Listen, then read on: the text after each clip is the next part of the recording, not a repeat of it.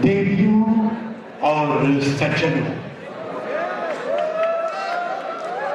एचबीटीआई की बात कर रहा हूं तो आप सबसे कहता चलूं कि माननीय कुलपति महोदय के सामने ये बात कहने की मैं हिम्मत कर रहा हूं और जिम्मेदारी के साथ ये हिम्मत कर रहा हूं कि आज इस समय हमें अपने विश्वविद्यालय के नामी ग्रामी कवियों का नाम तो लेना ही चाहिए, लेकिन एक ऐसे साहित्यकार को भी याद किया जाना चाहिए जिसकी रचना हम सब के दिल में बसी हुई है, हम सबको याद है और हम उससे हमेशा अभिभूत होते रहते हैं।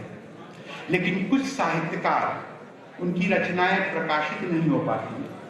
एक रचना प्रकाशित नहीं हुई तो दूसरी तीसरी चौथी अंदर रखी रह जाती है, कहीं पलंग में, कहीं तकिए के नीचे, कहीं बक्से के अंदर, और वो महान साहित्यकार हमारे सामने आ नहीं पाते। तो मैं, अगर आप सबकी इजाजत हो, आज्ञा हो, माननीय कुलपति महोदय भी इसी विश्वविद्यालय के पूर्व छात्र हैं, मैं भी हूं, आप में से 99% लोग इस विश्वविद्यालय के पूर्व छात्र हैं, तो इस वक्त मैं कहना चाहूंगा कि मुझे सलाम करना चाहिए, नमस्कार करना चाहिए, अपना प्रेम भेजना चाहिए उस महान साहित्यकार को जिसने एचबीटीआई के टेक्निकल इंट्रोडक्शन की मसौदे की रचना की।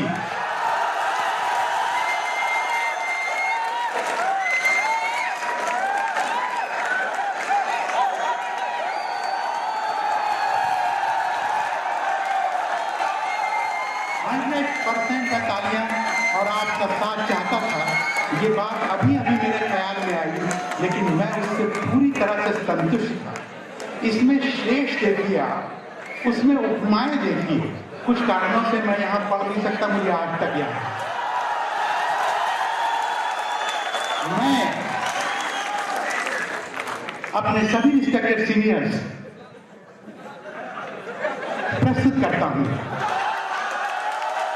और वादा करता हूं कि पुनः प्रस्तुत करूंगा।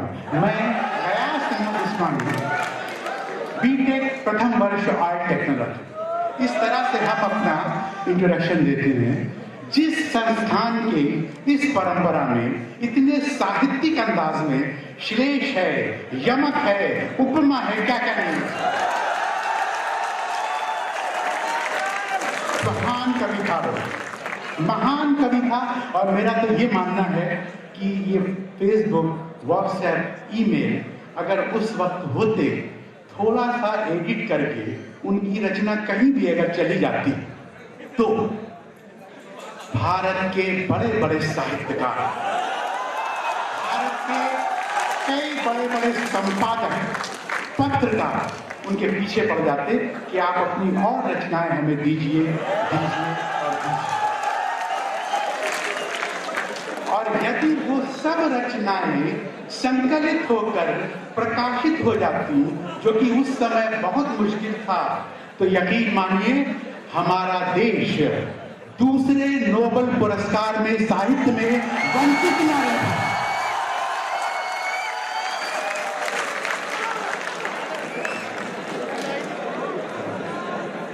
तो आइए हम सब नमन करें उस महान व्यक्तित्व को, उस महान साहित्यकार को, जो अवश्य एक हरकोटियन रहा होगा और उसने इस मसौदे को तैयार किया, जो कि हमारा टेक्निकल इंट्रोडक्शन है। उस इंट्रोडक्शन को आज तक मैं याद किए हूँ, कहां से कहां पहुंचा।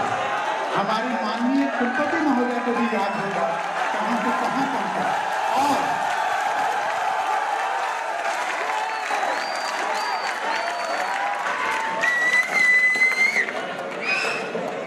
जिसने भी यहाँ पर लोग मौजूद हैं, उन्होंने अपने अपने वक्त में बहुत बड़ी बड़ी उपलब्धियां की हैं।